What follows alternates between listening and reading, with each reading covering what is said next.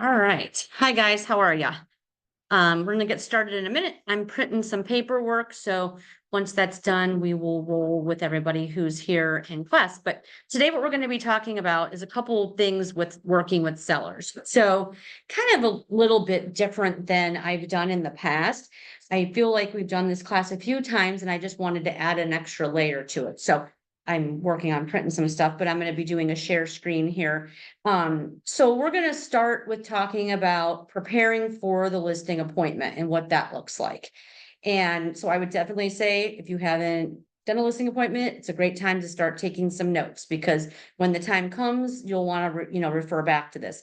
So we're going to talk about preparation. We're going to talk about within that preparation, having a marketing packet that you bring along with you. I'm not going to turn this into a marketing packet workshop or anything, but I'm going to touch on some ideas of what that should look like.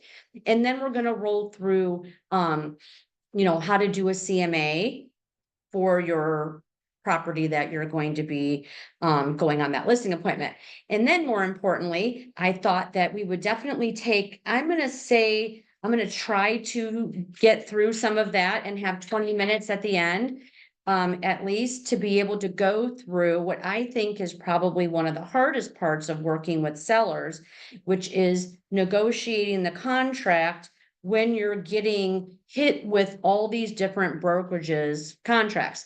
So like as a new person, you learn the KW contract, right? And you know how to write up an offer, so you understand our contract. And then no one really prepares you for, when you list a property, getting through all that paperwork. But then now I have to try to interpret a Remax contract, a Berkshire Hathaway contract, a Howard Hanna contract, a Cutler contract, and so on. They are all 100% different. And so I printed out some, and we're going to do a share screen. If that printer stopped, would you grab the pile off there and pass those out? I want to go through just a handful of those, just to show you some of the main differences, and really to talk about the importance of that. Because here's the thing. If you miss something on somebody's contract because it's buried, and I can tell you, I feel like our contract is extremely user friendly, and other agencies are too. I'll say Cutler, I worked there, so I know their contract, but even as you'll see them, I did print a Cutler one. It's quite user friendly, meaning everything is very spelled out. So I feel like on our contracts at KW, there's a line for everything that should be a fill in the blank. That's not the case on everybody's contract, as you'll see today. And so that's where I start to worry, are they asking for closing costs? And is it buried in a paragraph someplace that I didn't know? And then all of a sudden you get to closing and your seller's like, what the hell is this $4,000 that I didn't know that I was going to have to give towards, the buyer's closing costs or something like that. So we're going to go over that too. So anyway, I'm going to jump in and do a share screen, and then we're going to get rolling. I am recording this one today so that you can refer back to it, because I know, many of you guys are, doing listings now, and then maybe you don't do another one for a while, and then you'll have this as a resource. So I'm going to jump on the MLS real quick. How many is there? I don't know. Just keep going until you find the one that was on the top. There's a lot. I maybe did 5 different brokerages or something like that. And I think I printed 5 copies, so there should be enough for everybody here. All right. So, so on the MLS, the first thing that I do when I hear from somebody, a referral or a past client, or I've gotten an internet lead that's a seller, whatever it is, the very first thing I do is go on the MLS and type in the address. And the reason I do that is because I want to know, have they ever been listed before? So this might come as a surprise to you. The MLS is only about 26 years old-ish. So right about the time that I got licensed is right about the time the MLS was sharing listings. We used to have binders in the back of a room with just printed copies. So what that means to you all is this: prior to that, someone's house wasn't listed. So someone could say to you, yeah, I've lived in my house for 40 years, but yes, I bought it, from an agent. And you're not going to find information on it because it was before the MLS. I like to look at the MLS and run the address, because I want to see information. So maybe there's information on it that was previously for sale. So let me just pick a random address, maybe something that I've looked at recently. Here. All right. So I ran the address. So I'm just picking something random. I don't even know why I was looking at this house. Oh yeah, this is the one I was going to show that my buyer said wasn't going to sell. Look at that. It sold. What a shock. Anyway, so I run the address and I'm looking to see when was it previously sold. And so in this case, don't pay any attention to this particular property is recently listed and is under contract. I can just run that address and see if there's additional history on it. So I like to do that as well. For the sake of saving time, I'm not going to go showing you every single step because then we'll be here for 3 hours. I do like to run the address here. Hit the back button. Because then it will pull, if you just put it in this search right here, it will pull all the history. So let me see what that address was real quick. 9108.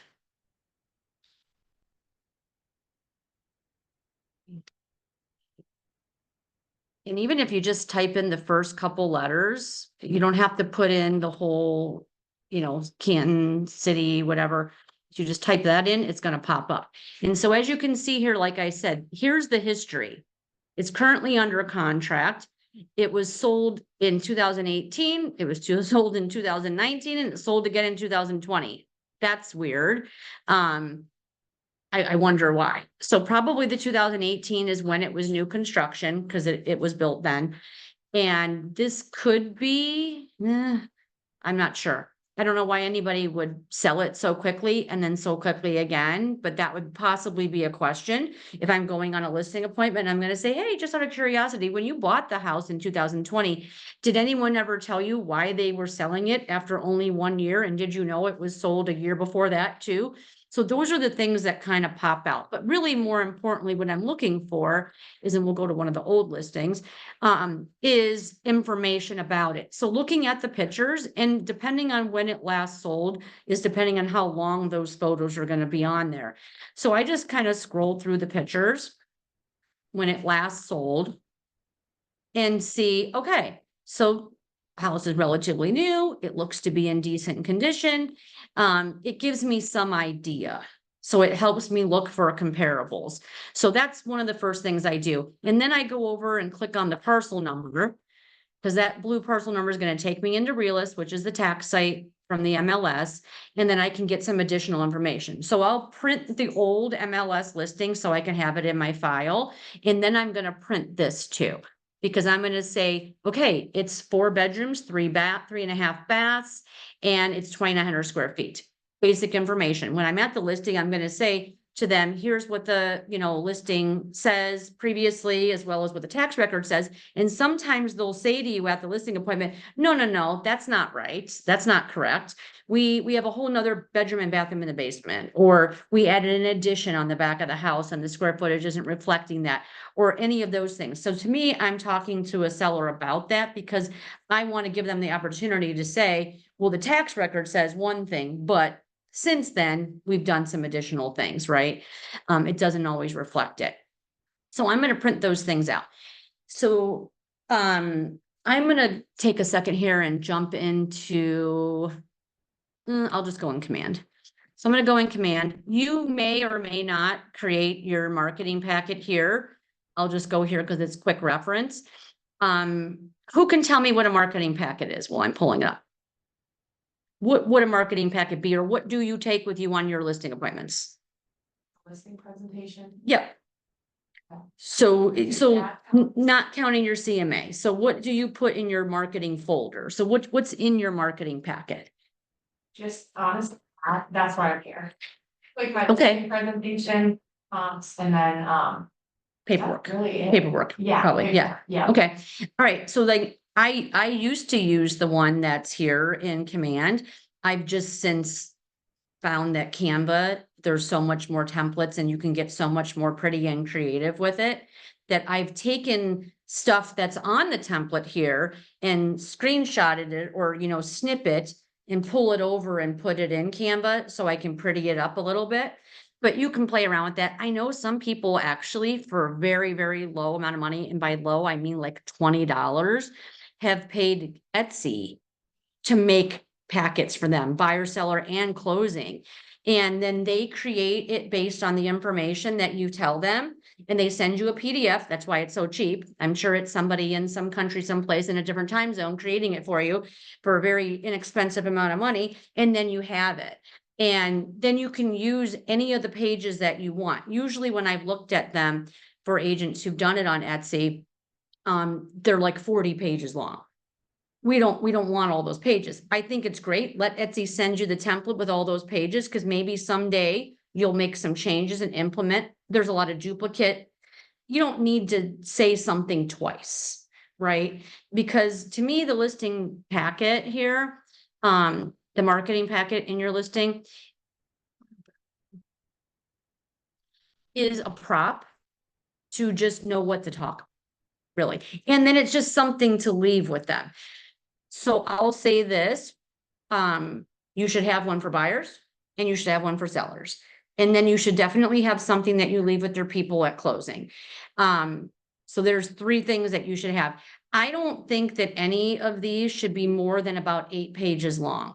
You're not, no one's looking through 45 pages. I'm not even gonna look through 3, to be honest with you, myself. So it's just too much information. I would rather take information that I thought was really great and put the seller in a drip campaign or in a smart plan and use some of those flyers to hit them once a week with more information so that you stay in contact, than to hand them a folder with 45 pages, right? So bless you. You could get away with, and don't hear this, because I know people hear one thing, you could get away with going on a buyer appointment and not give them a packet. You could get away with it. You want to stand out and show your value, you should have one, but you could get away with it.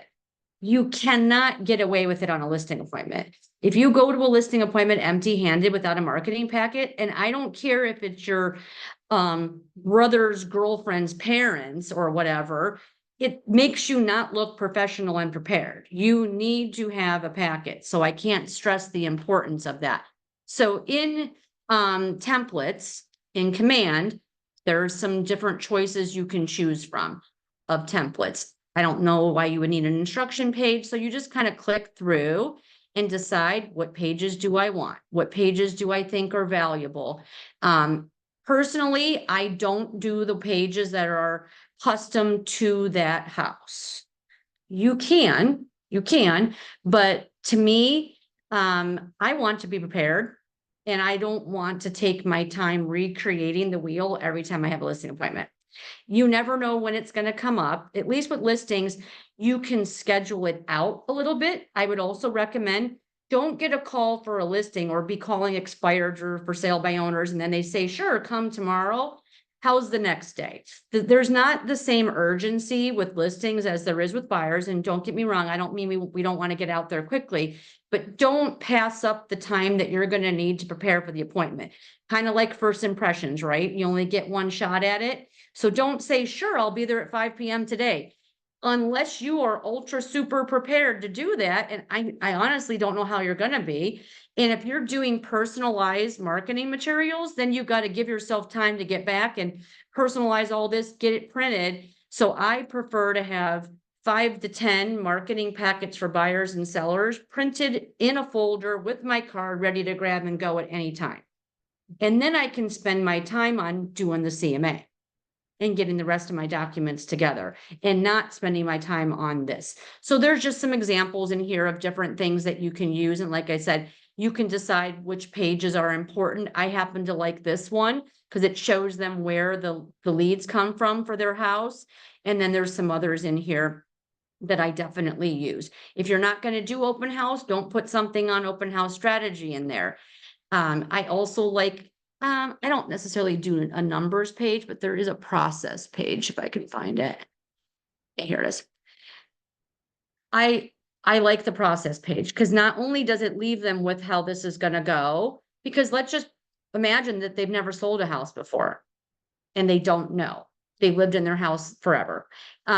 Or things are just different. be aware that everything on here you can click on and change. Add your photo, add your phone number, whatever you want to do. The last thing that you want to do though is leave everything as it is.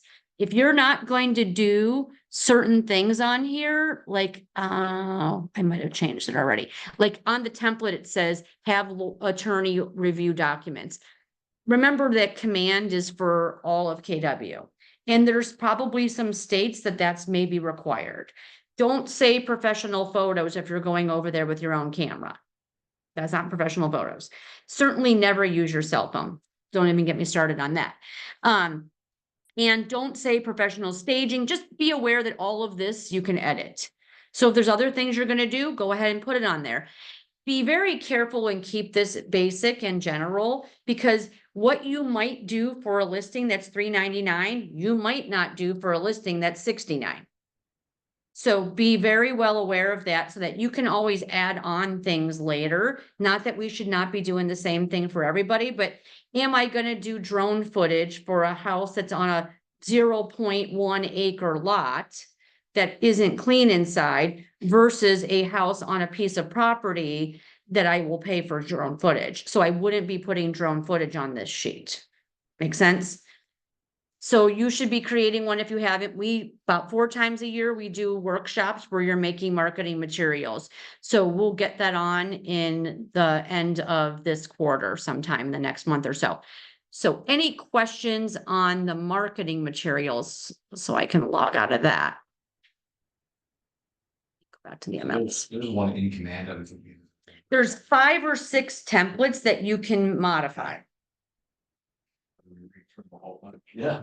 Yeah, so there's different styles. So that's why there's like, they're all the same information. One just is this style and look, and one's another look. So you might decide which look that you want to do. So yeah, all right. So now before I jump into the CMA part here, let me go back home. I've already have my marketing materials ready, because remember, I just grab and go. And then I have my conversation with the seller. Be aware, and I'm not going to go digging into the Google Drive right now, but in the Google Drive that you all have access to is a seller folder. And in that seller folder is all kinds of information that you need to prepare for a listing appointment. One of those is a red sheet. A red sheet used to be on a red piece of paper, doesn't scan well, so now it's on a white piece of paper. And but we left the name red sheet. On there is your pre-listing phone conversation. So I like to look at a listing appointment in 5 phases. The first phase is your pre-listing phone conversation. I like to schedule that as an appointment. So if I'm on the phone because someone calls me or I get a referral, I'm going to say, I'd love to have a pre-listing consultation with you over the phone. Is now a good time, or shall we schedule it for later today? And the reason I say it like that is because I want them, if they say now's a good time, I want them to feel like this is an appointment. They don't feel like this is an appointment if I say, do you have a moment to chat? I say it like, I like to have a pre-listing phone conversation with you before I come over to help me prepare for the appointment. Is now a good time since we're on the phone, or would you like to wait till later and we can schedule that? Or if you're married, would your spouse like to be part of that conversation? Mostly it's just questions and answers. What I don't do is send them the red sheet to fill out. Someone recently did that and I was like, oh, well, that's not usually what I do, because then you're sidestepping the moment to be able to start to make that connection. You can bet that most people are talking to multiple agents, sellers as well as buyers. So look at it like, I want to start to increase the amount of times that they think that they've had with me. And even if it's an illusion because we were on the phone, they think it's an appointment, they start to feel more connected and tied to you. So that's what I consider phase 1. And that appointment over the phone, I'm really just asking questions about the house that's on the red sheet. And that is things like, so go ahead and give me your address and tell me how long you lived there. What do you love about your house? What can you tell me about things that you've updated? What's the general condition? When I ask what's the condition, what I'm really wanting an answer to without saying it like this is it clean or is it not?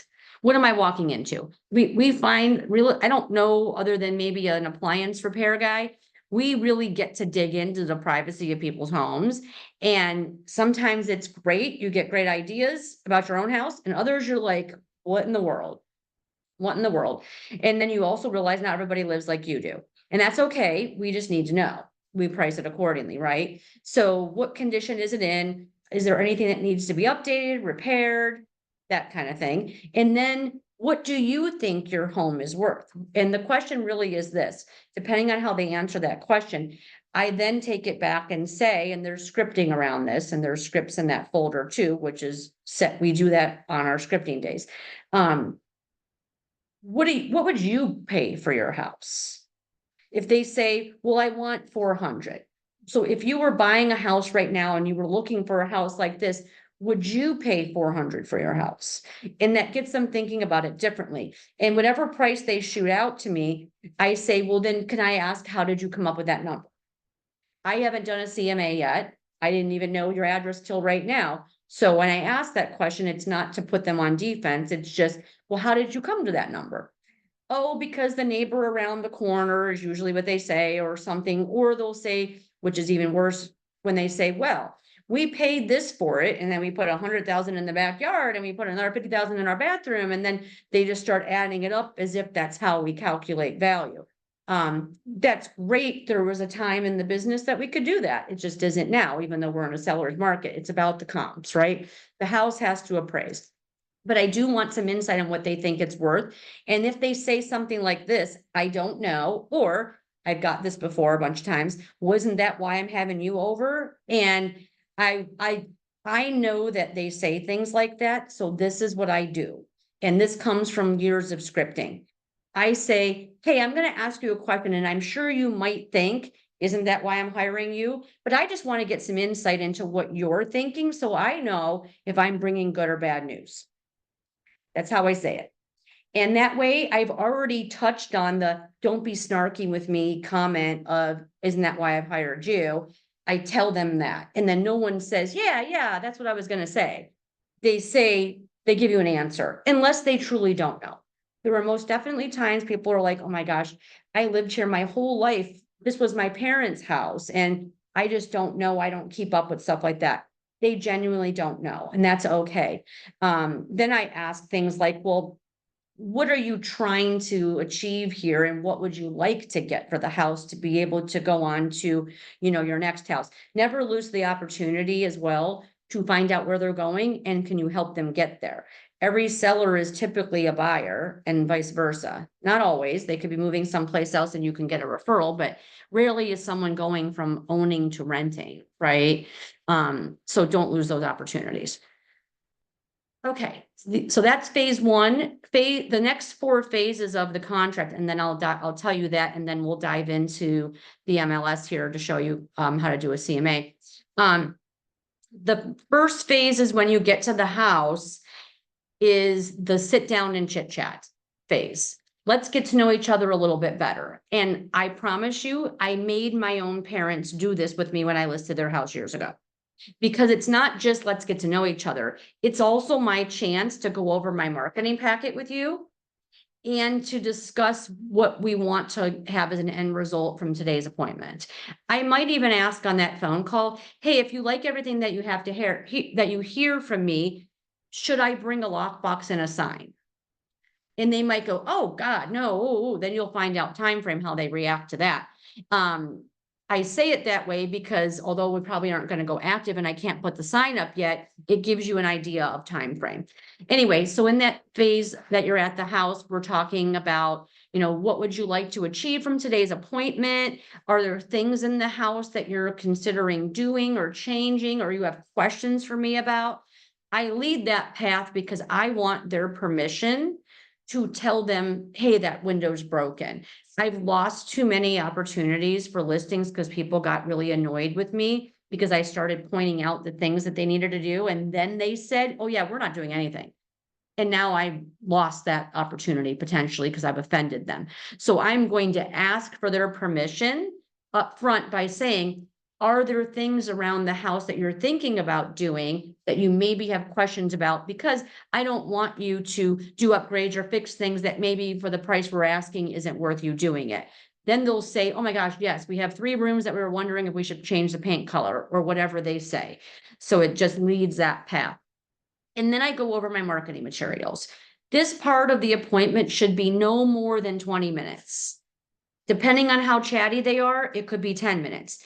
Do not spend 45 minutes in this part of the appointment. If you are at an appointment, and I learned this the hard way because I'm a chatty person, no surprise. I would spend 3 hours on listing appointments and think, what the hell have I just done? And I remember telling that to Jose one day, and he said, wow, so like you're just not efficient. And I was like, what?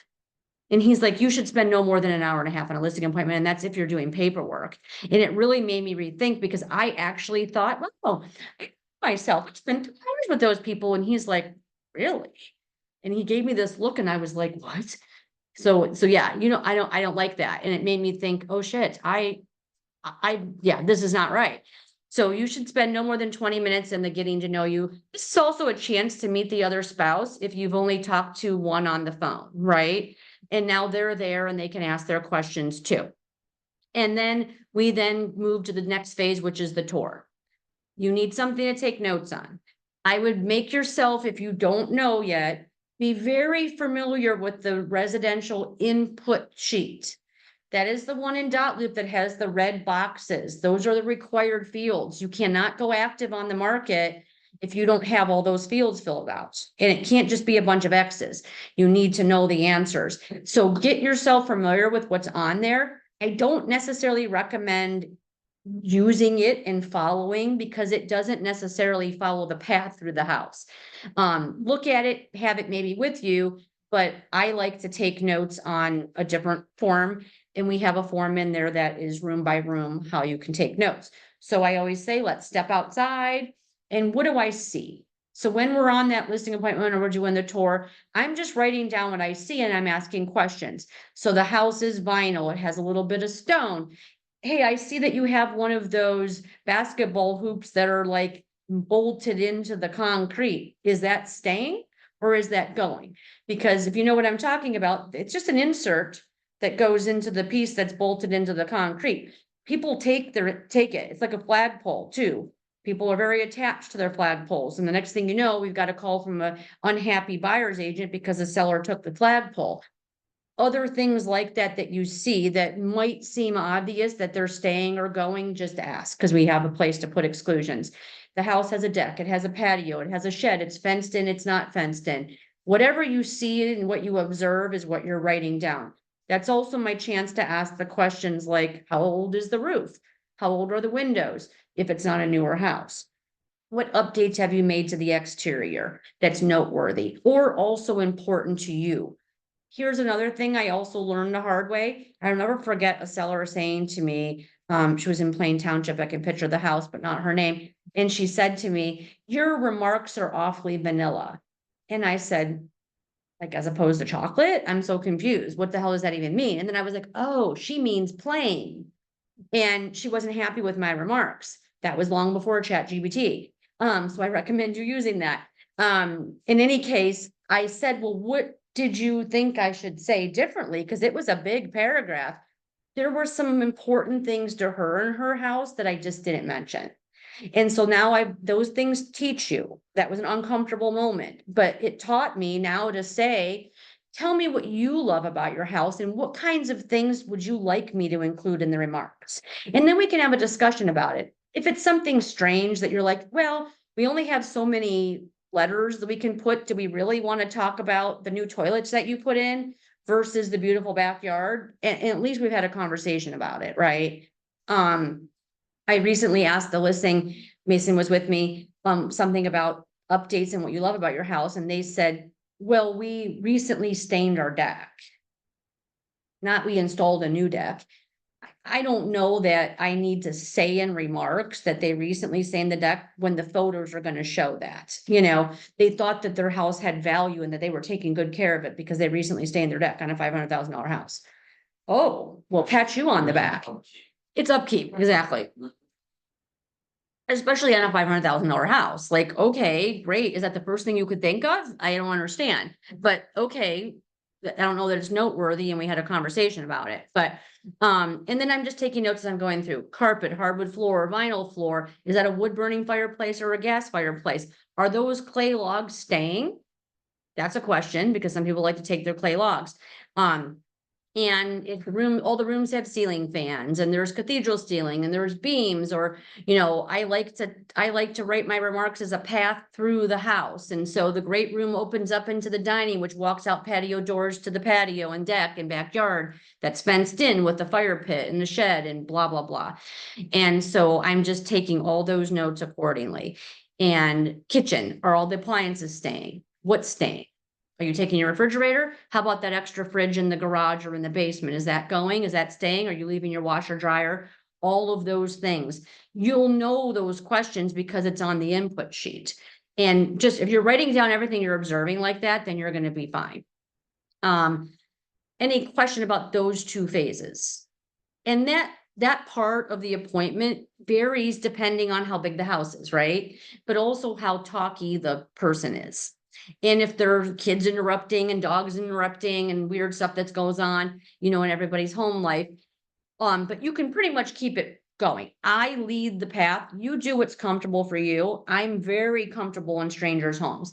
So I'm there. I want to lead the tour. I don't necessarily want them to tour me through just because I know where I want to go and I know what I have questions about. And if they lead the tour, it could take a long time. I keep us moving. And they typically they'll gravitate behind me in that situation. Some agents will say this, and I disagree, that they tell the sellers, look at the paperwork while I tour by myself. I think that's the weirdest thing. I don't agree. There's even, I won't name any names, but big teams who we learn from in our industry who do that. And I just think that is, I learned that someone said that at family reunion and I've heard it before. And I was like, you lose your personal connection time with them then. I don't like that, but I get why they do it because they want it to go quickly. But I want to make a relationship, but I also want to know when they say, hey, do you think that we should do this in this room? Then we can have a conversation about it. Moving on to phase 3. Phase 3 is going to be, now we're sitting down and now we're going to do the CMA. There's a reason that I don't do that up front when we're doing the marketing packet. Well, there's 2 reasons. One is it's just too long to sit there in one shot. I'm getting bored, they're getting bored, depending on their personality type, their attention span is shot. The tour breaks that up. Then when we sit down, now that I've actually seen the house, now we can go over the comparables. And we're gonna roll into that here in a second. I bring as broad of comparables as I can if I don't have a clear picture of the house condition. Condition is the one thing that we just don't always know. They can tell you one thing and it's something different. And usually I think we've taken the planet and we've turned it upside down. Everybody lives in opposite world, because if they say this, oh my gosh, we've been working so hard and cleaning. It's not what you think. That doesn't mean I'm walking into a clean house. You would think so, but we live in opposite world. It's not. That's usually somebody who you're like, you walk in and you're like, damn, what in the world did this place look like before you started all this cleaning? And it's just picked up. There's always this clean and picked up. 2 very different things, very different. So there's people that are super germphobe clean, but they don't pick up anything. And then there's the opposite of that. Here's how I know a clean person in my experience. This is also me. The second someone enters my house, all of a sudden it's like I have this crazy tunnel vision. And I'm like, where'd that cobweb come from? Like, I didn't see that 2 minutes ago, but now that someone else is in my house, I've got this vision that I'm like scanning in the room for perfection. So somebody who says this to me, you're not going to take pictures, right? Because it's not perfect yet. That's how I know it's a clean person, because they can see things like I see things and they're looking for perfection. Oh my gosh, please don't take a picture of those windows. I haven't gotten a chance to clean them yet. No worries. I didn't come to take pictures today. So that's kind of how you can tell, but we just don't know that till we get to the house, right? So condition is a big deal. So I'm going to bring comparables to kind of cover the bases. And then as I sit there and go over those with them, I'm looking at my pile, which is pretty slim these days. And I'm going to say, okay, this one compares. Let's talk about it. This one doesn't. This one compares. And this one doesn't. Sometimes I even do 2 separate market analysis, one based on updated and good condition and one based not. And then I whip out which one I think it is based on now that I've seen the house. Just because you walk from the front door and sat at the dining room table and you didn't see the rest of the house doesn't mean you've seen the condition yet. So that's why you don't want to do the CMA until after you've walked through. Questions about that? And then the last phase is paperwork. Never miss the opportunity to get them to sign the paperwork right then. So I always roll into what questions do you have? I ask that all the way through. If you liked everything that you heard about the marketing that I'm going to do, and you like and agree that we've come to terms on price here, it sounds like we have. Are you ready to list the house? When would you like to be out of the house? I don't ask when do you want to go active? When do you see yourself leaving? Because that's a very different time frame sometimes. If they say, oh gosh, we took a job in California and we got to be there in like 35 days. Oh, well, then we better get moving because it's going to take 30 days to close a loan. They don't always know those kinds of things. So that's how I ask the question about time frame. On the flip side with buyers, I never say this, when do you want to start looking? It's always, when do you see yourself in your next home? And you say words like, when do you see yourself in your next home? Because you want them to visualize it. I also typically do this. When it's a buyer, I say home, home, home, home, home for everything. And when it's a seller, I say house, house, house, house. Would anyone guess what the reason for that is? Personal. And what am I trying to do with the seller? Detach. So I want them to understand that this is a buyer. It's not a business transaction. A seller it is. And because there's so many emotions, trust me, I'm considering selling my house right now. And I can't believe that all the things that I keep thinking of with selling my house, I'm like, oh, I'm having seller's remorse and I'm my own worst person right now. And I haven't even listed yet. In any case, it's an attachment thing. Memories start to come up. And let me tell you, when you get attached to your house like that, you have a harder time with negotiations. So we want to start to lay the groundwork with little seeds like that they don't even realize that we're doing. And again, that comes from scripting for years. And then you get paperwork signed. If they say, well, we're not ready, there's 5 things we have to still do, blah, blah, blah. Then you can go to this. Please hear me out when I say this, because I've taught this class many times and I've had calls from our broker. Hey, did you say that in a class? Yes, I did. And he's like, well, and I'm like, well, the person didn't tell you the whole story. Here's what they heard and what they didn't hear. If someone says, I'm not going to be ready for a month, I then say, fantastic. We can do one of 2 things. We can do the paperwork now since we're already all here and save you guys a step. And we could either date it for a month from now, which is totally allowed, or we can leave the date for the listing off the contract. So here's the part where the person, whoever went to Rich about this, said or missed. And then when we add the date, I will just send you the contract to initial, because that's a change. When you add the date to the exclusive right to sell, that's like you've changed the contract and that they already signed. And then they just have to both initial the change. So hear that part. So I have files in my desk of people that have signed their listing contract and we're not ready to go yet. That just gives you one step closer and it gets them feeling much more committed to you.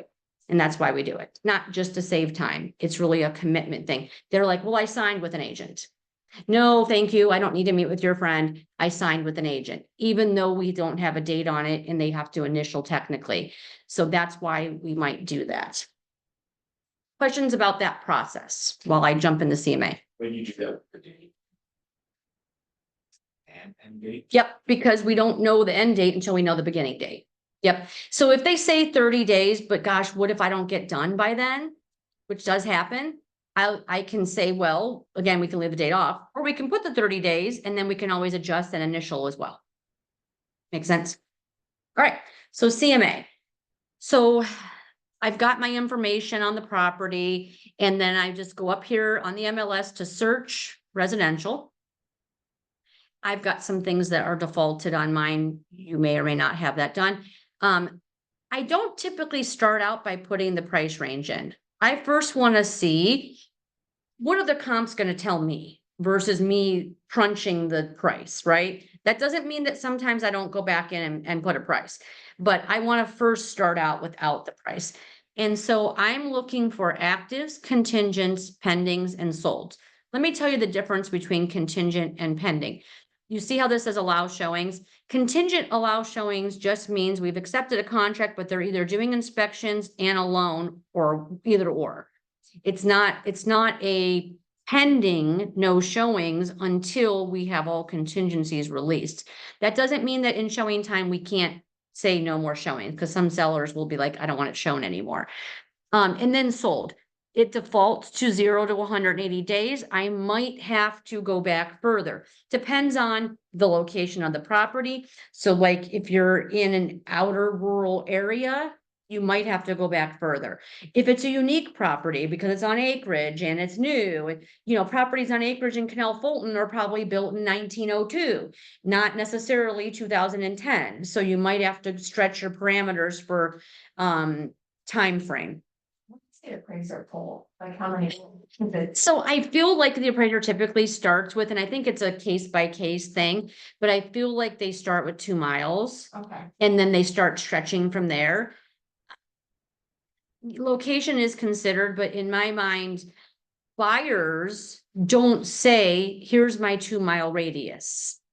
They say, I want to buy a house in Jackson Township, or I want to buy a house in the city of Canton, or whatever it is. They don't typically, they might say, I'd love to be in this neighborhood, but it's typically going to be a whole city or school district, right? Now, I will say this, up north, meaning beyond Summit County and Chicago County, different ballgame. They're definitely doing things in Stark County, like somebody hit their head at some point and said, let's have townships and let's make it real confusing, because you've got cities names with townships that don't have the name for the address, and the school district is totally different from that. And that's very confusing for people from up north when they come here and they're like, what does that mean? Jackson Township, but you have a North Canton address. And what school district is it? Oh, it's in Plain, because there's actually an area that you think you're in Jackson, but it's Plain schools. So can be very confusing. So you have to start to learn. Like that. Yeah, like off of Woodlawn, that's like the weird area there that says Jackson, but it's actually Plain schools. Yeah. Yeah. Jackson, Ohio, down south. And there's another Jackson. Yes, that's true. So be careful with that too. All right. So then I go over and check single family. I'm really careful not to do too much in this style, unless it's a ranch or it's a bungalow or something specific, a duplex, something like that. I don't really want to go in here and say colonial. For one thing, that's not a required field in the MLS. So if you check it and someone didn't put it, then you're not going to see it. So unless it's something specific like a ranch and I only want to find ranches or bungalows, I'm going to leave that alone for right now. You're going to scan through and pick the comparables. In a market when there's 50 listings for every particular house, then you want to narrow. Right now, that's not the case. So let's just stick with what I've got defaulted here, because I've already gone 5 minutes over than I wanted to. So I can get into these contracts. Stark County, and then I use school districts. So I'm just going to say Jackson because I was talking about it here. And then I'm always mindful of the number of matches down here. Well, obviously I haven't put any other details. That's why it's 309. So now I'm going to say it's a 4-bedroom house. So I'm going to say 4+. So now it cut me down to 160. We can say 3+ baths. And I'm just making this house up in my mind. And now let's say it is on a 1/2 acre, 0.5+. So now we're down to 20. So let's try to go a little further and say the house was built in early 2000s. So then I'm going to say 1990, again, plus.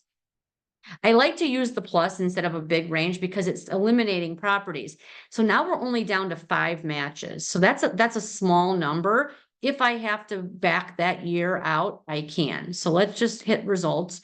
And then I can always go to square footage too, but I know it's just going to cut me down even more. So just at first glance, the outlier is this 1.275. So probably that's not even going to be a consideration. But the rest of these are somewhat in the same-ish range. We'll have to see. Wonder if I go back to criteria and take out the acreage. So now we're at 11. I don't want to dismiss the fact that there could be a property that's just under that half acre that would be a better comparable. So you can put things in, take them out, go back and forth and work your way there. I have a sense at this price range, they're all going to be right around the same square footage anyway. So the next thing I do is this doesn't help me, this single line. I go over to agent thumbnail.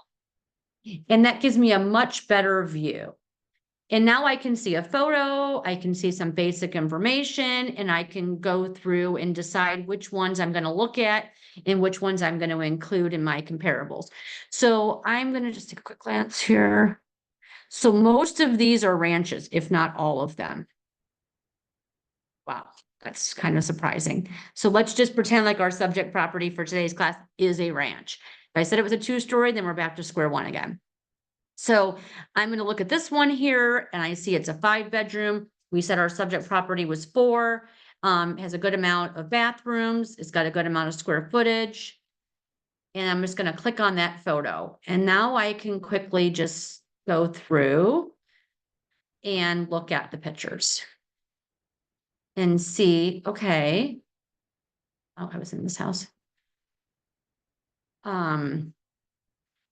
Yeah, this might compare to my comparable, so we're going to go ahead and we're going to include it. And if you're going to do that, then you're going to check the box right here. And then you're going to go on to the next one. And you're going to just start clicking through. Seems like a similar vibe, right? So those are very similar to each other. The one standout to me is, oh no, they both have walkout basements. So that's fantastic. I'm wondering what the price difference is. They're both active. 5-bedroom, 4-bedroom. That makes no sense because this one's 8 in the 8s. Your built's really close. They're both in Noble's Pond. So somebody's off on their price. This one is $769. This one's $875. They're both ranches. They both have the same round square footage. No, not quite. This one's a little bit more. Well, they're both in Noble's Pond. So this one, they are. And we go to the back pictures. It wasn't exactly on the lake. I've been in the house. It just has a view from that upper deck upstairs. Yeah, so you can see it, but it's not on it. There's actually houses down there. So we'll include it. I'm not going to include these. These are those new villas. They're not even houses. Don't mistake a condo is just an attached cluster. There are condos that we consider villas. Not going to include those. And this is just going to be an outlier. It's in Berkshire, brand new neighborhood or newish neighborhood. Not going to include it. The 3, way too low based on what we looked at. And the square footages are quite different. This is a rendering. So that means it's a to be built. So I'm not going to include that in a CMA either. This is a sold, so there's not a whole lot of solds. So I'm going to include that. So I'm digging a little bit deep, or not deep enough for sold. So I'm going to go up here now and stretch this. I'm going to just go back 365, see if we can pull some more solds. Those actives are great, but that's my subject properties competition. That doesn't really give us a price. These have been on the market for a month or more. I will show them these properties because they are, their competition, but see, this is 2,000 square feet. So that's just way different. That's a totally different bracket. That one. So this one in Lord's Lake will include, see, I went back further and now we've got a sold. So if I have to do that, I have to do that. It's not my preference, but I will. All right. So now we have our choices. The next thing I'm going to do is hit print. So I want these properties and I'm going to print. And here's what I print. I like to do the agent full.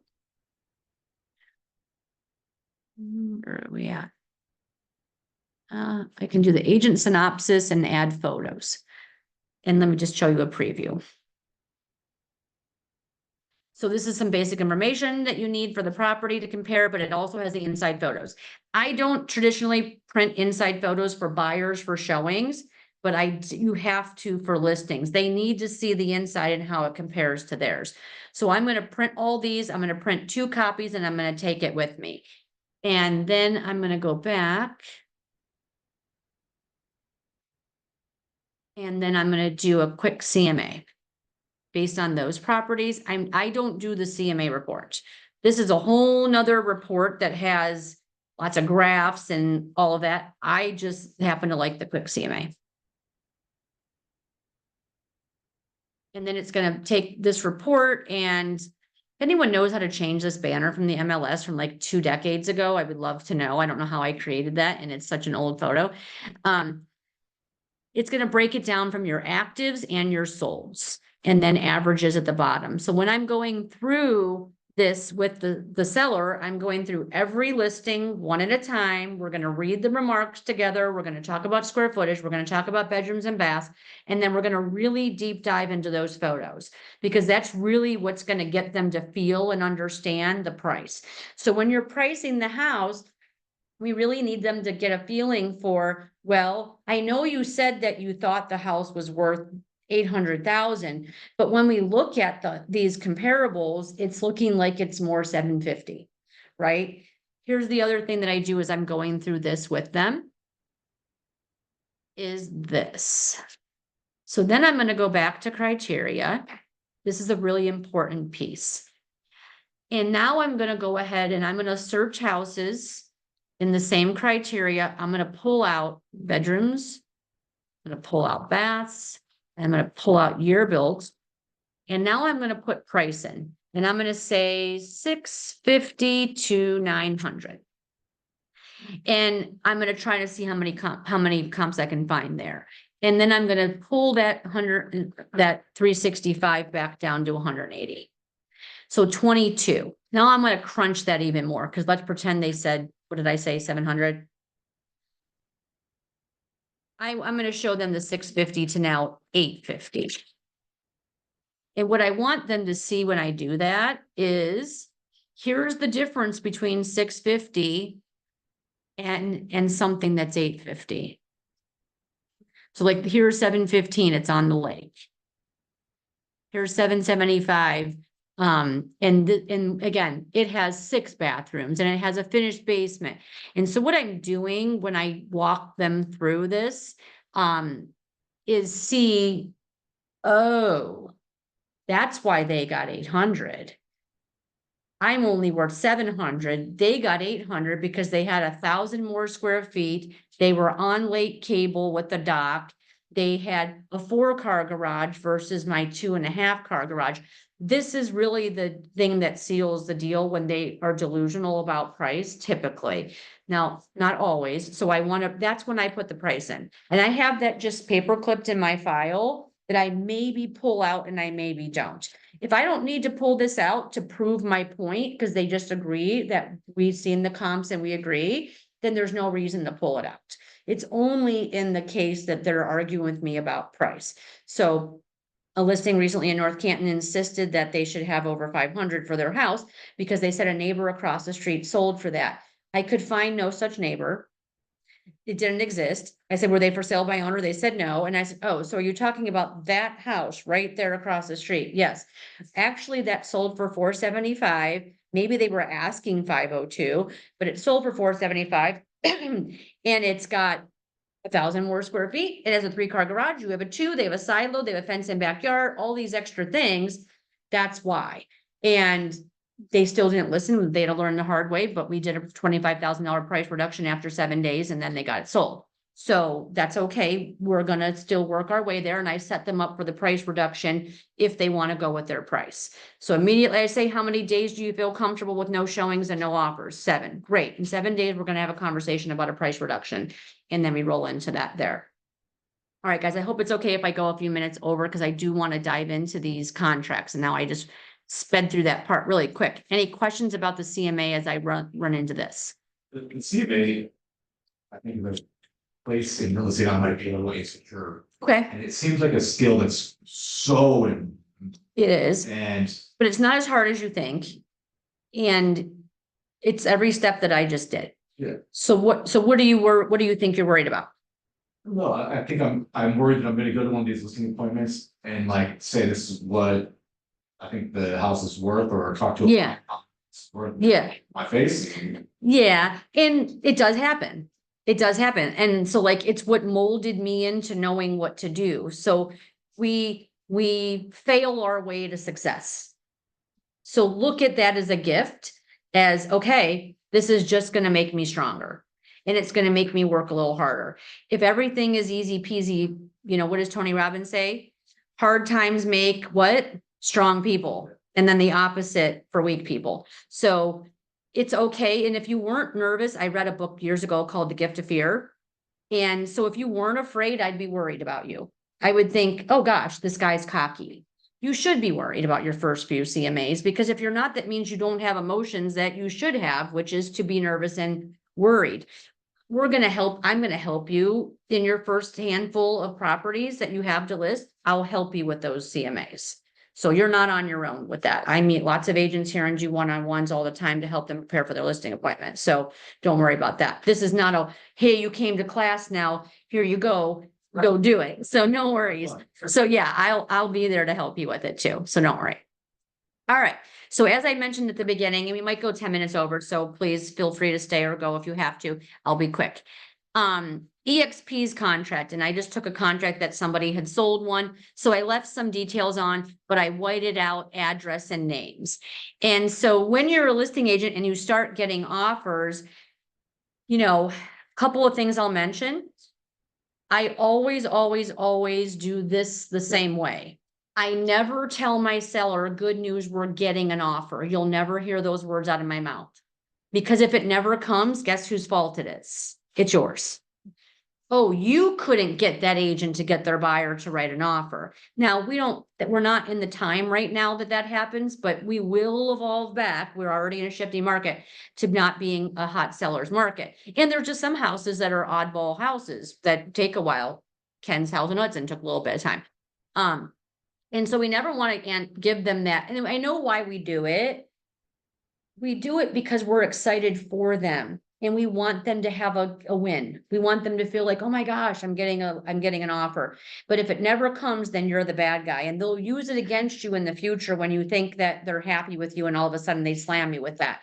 Well, we got people in it. You just could never get us an offer. Don't do it. Don't put them on the roller coaster. Until I have an offer in hand, I don't tell them. And then I do this.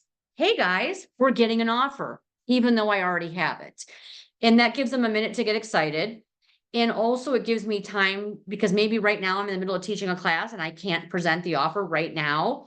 That gives me time then to say, when can you guys talk today? Once I have it, then we can have a phone conversation about it. People do things differently. We're just not in the world and the time, in my opinion, to go over to their house and present in person. It's just not what I'm going to do.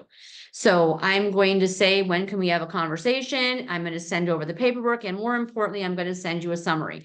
So hear me when I say this, guys. I have saved myself thousands of dollars in what someone may have said was a mistake because I do a summary. There's examples of sellers offer summaries in the drive. I just simply, once you're doing it enough times, you don't need this, you don't need the paperwork, you can just do it. I type them up an email and I summarize the offer. And if it's multiple offers, this really helps them, because you can say email number 1, offer 1, send. Don't put them together. Offer 2, send, and so on. They have to keep these offers separated, and it's really hard for them to do so. So in the offer summary, I'm starting with, hey guys, great news. We've gotten an offer. Here's the following summary that we're going to discuss. I will send you the contract as well, but I wanted you to know what things we're focusing on. We aren't attorneys. We're not going in the hard print of a contract and making all kinds of changes because somebody's a high C personality and they don't like a word in there. We are looking at the negotiable things, right? So price and inspections and close date and type of loan. And are they asking for closing costs? Do they want a home warranty, possession, all those kinds of things? And I put that in my summary. What I mean when I say I saved myself thousands of dollars is I can't tell you how many times we get to the end of a transaction and a seller says, this is the true story, I'm taking the fire pit. And you're like, yeah, well, you said you were leaving it because it's also hard lined in with natural gas. Nope, nope, I said I was taking it. No, you didn't, because I also have an email that shows you that we already discussed that. Let me resend it to you again. So that's on the offer summary. Well, yes. You're sending, okay. Cause I will say this, so Mike, this was his name, Mike Lowry, I can't help but to say it like that, because you know, who has a real name, Mike Lowry, other than Will Smith? But anyway, and I said to him, Mike, isn't this page 3 of the purchase agreement where it says it's staying, and is that your initials at the bottom of that page? Yes, but you didn't tell me. And then I'm like, great, now let me forward you the summary I sent you way back at the beginning. And that's how they get you. They'll say, yes, I signed that page, but you didn't tell me. Yes, I did, but we're not gonna argue about it. I'm just gonna go ahead and send you back that summary where it showed that it was staying. And then he wasn't happy, but he left it. And he started pulling personal reasons in. Sellers start to lose their mind a little bit. He's like, I've already had to buy this fire pit twice. My wife, when we got divorced, I had to let her take the first one, and then I had to pay for a second one, and now I'm leaving it. You said you were leaving it. Well, they asked for all kinds of repairs, and I wouldn't have left it if they wouldn't have asked for repairs. One doesn't have to do with the other. And if you were going to say, sure, I'll do the repairs, but now I'm taking the fire pit, we should have put that on the document that was addressing the repairs. Specifically in the contract, or was it just that it was It was written in additional fixtures, Okay. like literally. Goes in. Yes. Okay, I didn't know if like, I don't know why I had like a thing that had to be on an addendum. Nope, Okay. you can write it. That's why that line is there. So those things can be there, as well as exclusions go there. So I would be careful too with that. If it's a fire pit that's just wired, like it's lined in, doesn't mean it's really an attachment. Is it? Isn't it? It's a fire pit. It's kind of a freestanding thing. Just because it has a gas line to it doesn't make it an attachment necessarily. If there's no clarity on whether it is or it isn't, make sure it's in the contract. I mean, some people take their sheds. That's most definitely on a foundation and built in, but they want their shed. So they can write that in exclusions, and we have to make sure that everybody's agreeing on that, okay? So I'll tell you that appliances and fixtures are always the thing, other than earnest money, that get agents into situations. So be careful of that. So as we look at an EXP contract, you know, it's just a little bit different than ours, the way it's laid out. Nothing about it really jumps out at me that is like, wow, that's really weird. You see right here where it says also include refrigerator and garage. I purposely left that on there because I wanted you guys to see that people do that. They check the boxes next to the things that they want to stay, but it also says in this paragraph, if it is there. So that means if there is no water softener there and they check that box, it was never there to begin with. So you got to be careful about that. Not everybody's contract, by the way, has boxes to check. Some of them, it's just a flowing paragraph. And also don't, in bold, usually it'll say, and I think we'll see one, only if the item is present. So like if it doesn't have a fireplace, then obviously the fireplace and equipment isn't going to stay. If it doesn't have a pool, then obviously the pool and equipment isn't going to stay. It doesn't mean that, oh my gosh, the seller has to go put a pool in because they had it in a paragraph. So be, careful of that. Fixtures not included. So this is where if the seller says, nope, they asked for the refrigerator in the garage, but I'm not leaving it. We would strike through that, add an initial, and then write it under not to stay. Let's just always have clarity. Grandma's chandelier is not staying. Let's make sure we put that in here because we're going to have a problem later. Let's see. Theirs is pretty spelled out okay. It's very similar to ours with the price, the earnest money. I know this was a Zarice transaction. It said on here, as you can see, we added this text box and we said delivered title within 48 hours. They had it on here as something like after the home inspection. So be careful for things like that. Do we want earnest money turned in after the home inspection? If the buyer's gonna breach the contract, when do you think they're gonna do it? In the first 14 days, typically. So then we have no earnest money. Then it's as good as not having earnest money. And we also said on here that it would be to go to the title company. There's another paragraph, so they don't spell out earnest money entirely right here. There's another paragraph for it. Ours is all together. They wanted the earnest money to go to the buyer's brokerage. We don't hold earnest money at Keller Williams. We don't. We used 2 years ago, but we don't. And the title company is the impartial middleman. So if I'm going to say to my seller, where would you like the buyer of your house's earnest money to go? With the buyer's brokerage who represents them, or the impartial middleman, which is the title company? The title company. So the title company should get it. Make sure if you put on a contract that the title company, that's American Title Solutions, it should also say that here. So don't make the mistake that they write, let's say Patriot Title here, and then you go and renegotiate that we want it to be American Title Solutions, but you didn't change here where it says the earnest money is going to Patriot Title. We don't just make assumptions on contracts. The contract says Patriot Title. So who's going to get it? Not American Title, because it doesn't say so. So that's a mistake that I catch that people make all the time. Cash transaction, basic stuff on this one. It's not too bad with the, it's very, very similar, as you can see.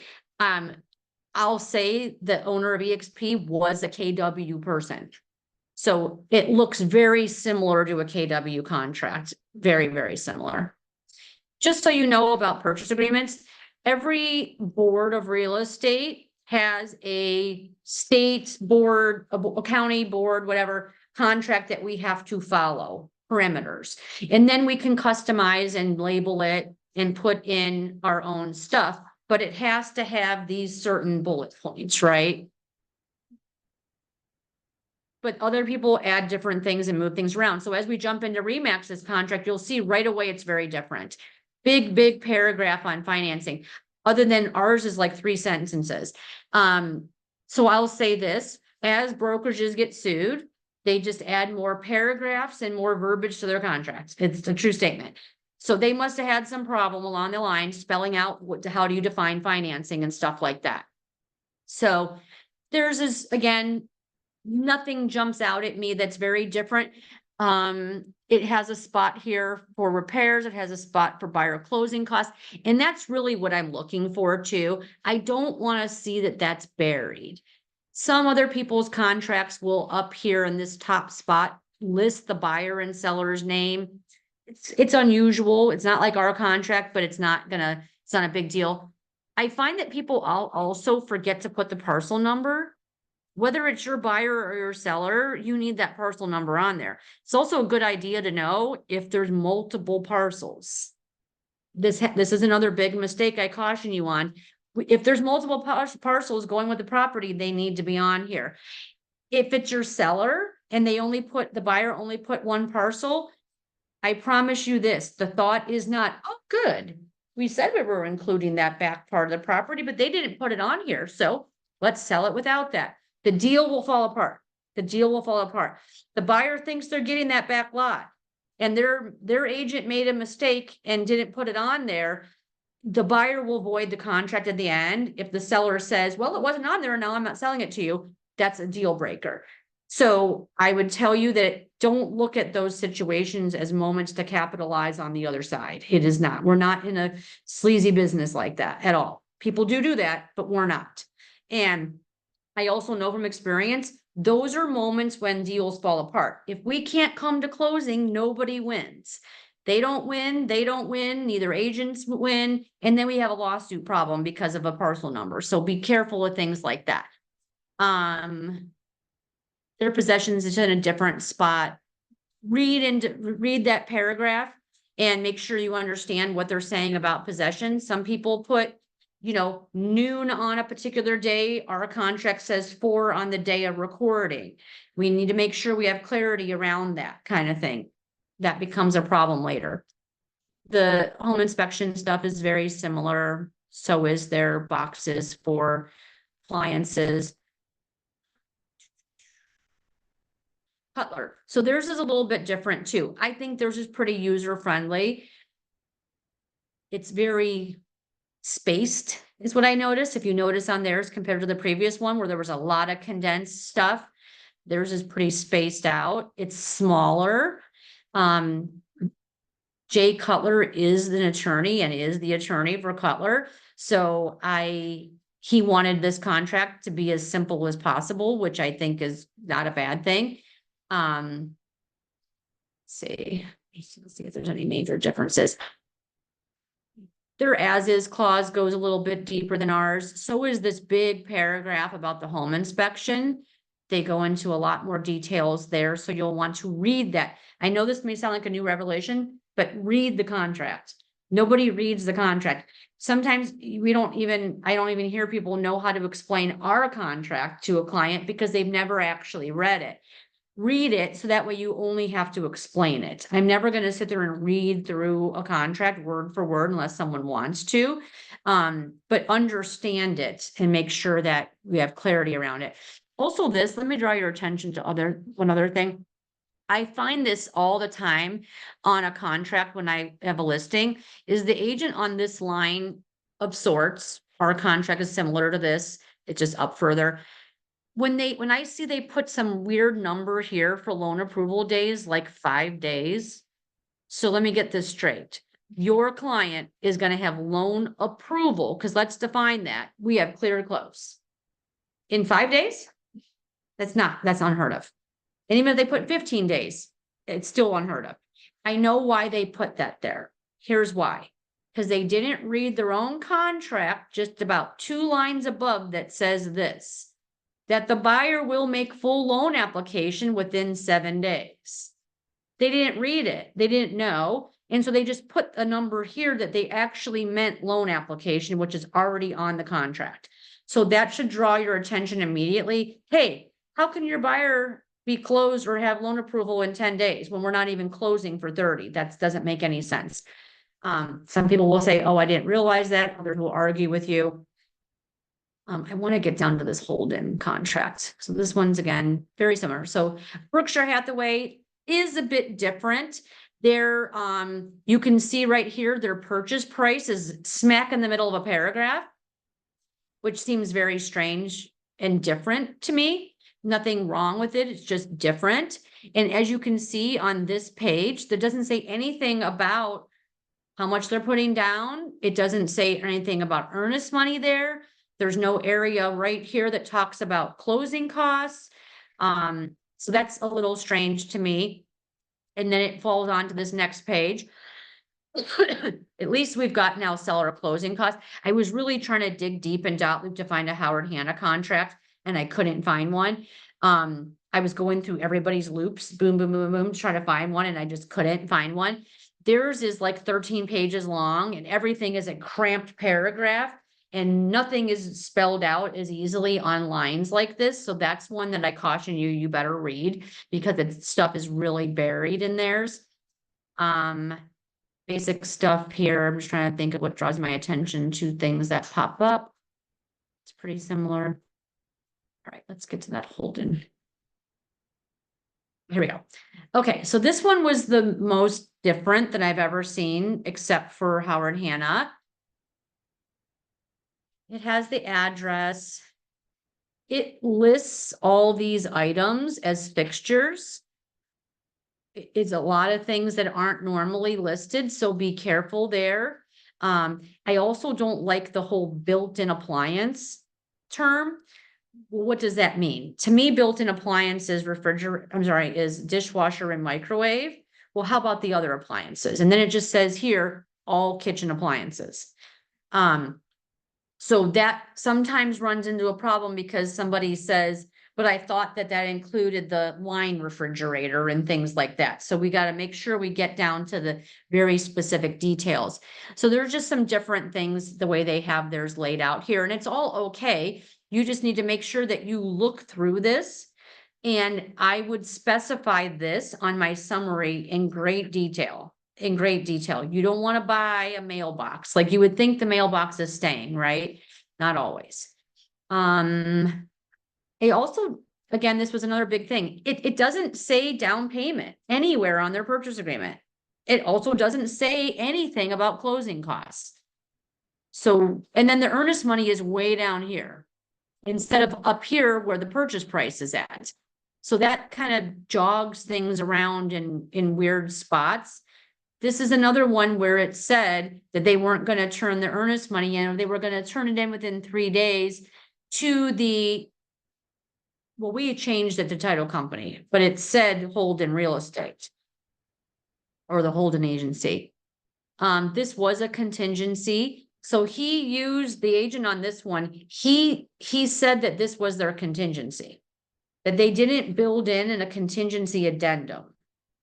That they added all the details, which in my opinion, in this very small paragraph is not enough details to be contingent. And this was a contingent on the sale of the buyer's house. Our contingency addendum is separate, as well as one called a concurrency. And by the way, they're very different things, very, very different. And so this was also Zeresa's, and we came to the conclusion that it was actually going to be a concurrency that the seller was willing to do and not a contingency.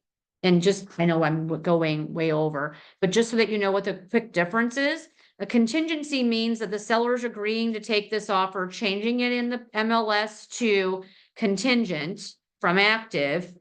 They can still market and show the house, but if they get another offer, they have to go back to the buyer and say, okay, we've gotten an offer, you've got 24 hours or whatever was spelled out on the contingency contract to move forward, or we're gonna sell it to this other person.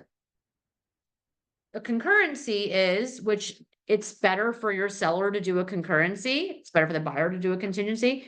In this hot market, I don't know why we would do that. You've agreed on terms. And then when the buyer's house closes or sells, then it automatically goes into a pending transaction. However, a concurrency means that the seller could still be active on the MLS with no notification. That means that we got another offer, you're out. There's no, you're in first place. When we say you're in first place with a contingency, we have to notify the general public of that. When we don't, we don't. And why would a buyer agree to that? Well, because all terms are already agreed. They know what they're getting. They know they bought this house. The second their house sells and they notify us, boom, we're in a pending transaction. It's way better for the seller because they can still market the home. And in my opinion, the question to the buyer is this: can you buy without selling? If you cannot, then what good is this contingency going to actually do you? Because is 24-hour notice to move into first position going to change things for you if your house hasn't sold? The answer is no, so there's no benefit. So we added our own contingency addendum. So you can do that as a listing agent. You don't have to go by just their paperwork. We said, see attached contingency or concurrency, in this case, addendum, and then they signed that. So it's okay to interject some of our own paperwork there. Their home inspection section is way different, left off. It's very vague, theirs. And again, I gave you guys all a copy of that. And I have other copies for anybody else who would like me to send them to them. But as you can see, it's a very, very, very different contract. And then here on an addendum, he says seller to provide a 1-year warranty. And why do you think he put that on an addendum? Because they don't even have it in the contract. We have it in our contract. And then he doesn't even say by what company and for how much. Well, that makes a big difference. Is it a $4.99 or is it a $6.99? Like we need to get that detail, but they just threw that in the middle of their paperwork because they didn't have it in there. So they also have this clause on the bottom of theirs, which is receipt of offer. So they're requesting that the seller sign this even if they reject the offer. And that's okay. They rejected the offer, so they can sign saying they rejected it. That's something different that like we don't have on our contract either. Sorry, guys, that we went over. There was just so much information. I should have known better to make this class when I added this portion on, only an hour class. Quickly, any questions? And I'll do a stop share here. You've done this like listings forever, but do you have like a checklist of like, is that on like Google Drive? Yep, Okay. A to Z working with sellers. Yeah, Okay. yep, that's in there. That might need to be updated, but take a look at it. And if there's anything questionable, let me know. Detail. Checklist and down. Well, that's for what documents you need. Yeah. Yeah. Is that what you meant? It's just, no, it's really just like prepping for like the whole thing. That's all in this. Details kind of lack, I'm not amazing at details. Okay. That's been something that's harder. on the- That's why I called it A to Z working with sellers, because it just makes perfect sense to me from A to Z. So all that's right on that list. Oh, yeah. And then, of course, let me know of any questions that you have. Sure, I'm like, that's been a little harder. Yeah. I always, yes, they're detailed enough, but like there's way more important details on the listing side. I like to look at buyers as we're tour guides, we're out there having fun looking at houses. Of course, we have a contract Yeah. that we have to do. To sellers, the relationship is just way different. It's been a new like learning curve. Yeah. Side for sure. But you've been doing a ton of listings. I feel like you're doing more listings than you are buyers. A lot more. Which is Yeah, great. I'm like, there's still like a lot to learn. Yeah. This thing, I'm like, every time I'm like, I'm winging it, so. It's just a learning thing too. I still get stunned and am learning things all the time too. So it's never, listen, I forgot to turn in my own earnest money on my own vacant lot sale. Oh my gosh. I was like, oh, how did I forget that? Like, I'm always on people about that and I forgot to turn in my own damn earnest money. Yeah. So- Even like the red sheet, like, I know I was on Jose's team forever, but I Yeah. was on that side. Yes, But you go into that appointment a little more prepared. that's Instead right. of just winging it. You can show up at a buyer appointment as long as you have the MLS sheet, and you know something about the house, For sure. you can get through it. A listing, it's a sit down appointment. Yes, yeah. On the buy side, it would be a buyer consultation, which might seem a little different than just showing the house. On a listing, you're at their home, you're sitting down, and they expect every level of professionalism Totally. and preparation, Yeah. for sure. Mindset. shift. Yeah. Well, good. Well, thank you, guys. Awesome. Thank you so much. Yeah. Good time. Do you know everybody, Bree?